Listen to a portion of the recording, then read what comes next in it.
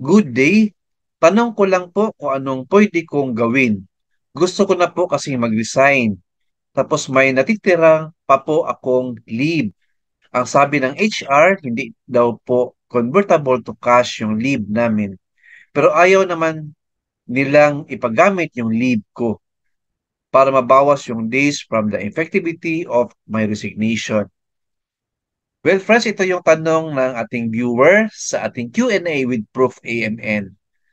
So it's about termination leave or termination leave pay. All right?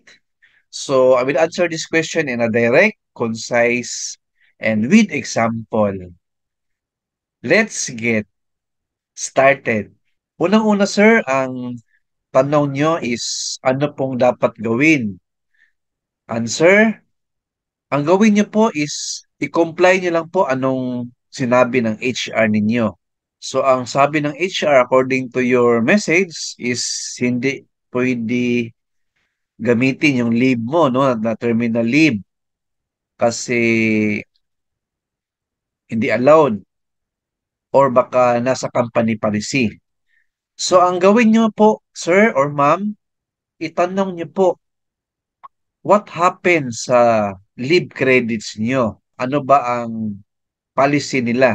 Normally kasi, pag mag-resign tayo, mag-retire, or mag-separate sa company, kung may leave credits pa tayo na balances, mabigay po yan sa employee through terminal leave pay.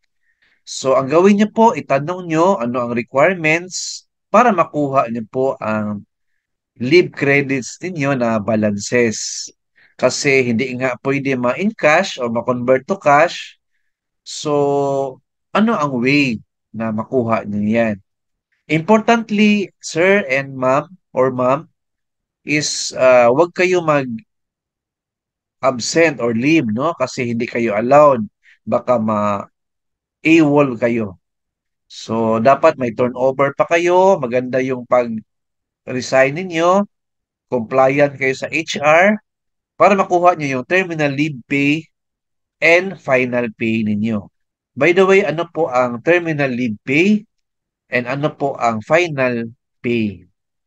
Answer, terminal leave pay refers to money value of the total accumulated leave credits of an employee based on the highest salary rate received prior to or upon retirement date or voluntary separation. On the other hand, final pay, it's the salary your employer gives you, regardless why you are leaving the company.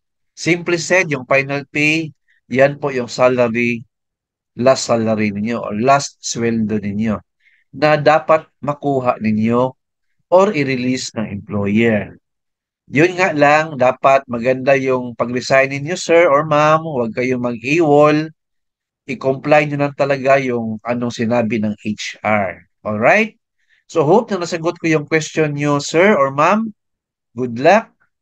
Keep watching my YouTube channel. Please like, share this video, and subscribe my YouTube channel. Thank you, God bless, and two thumbs up.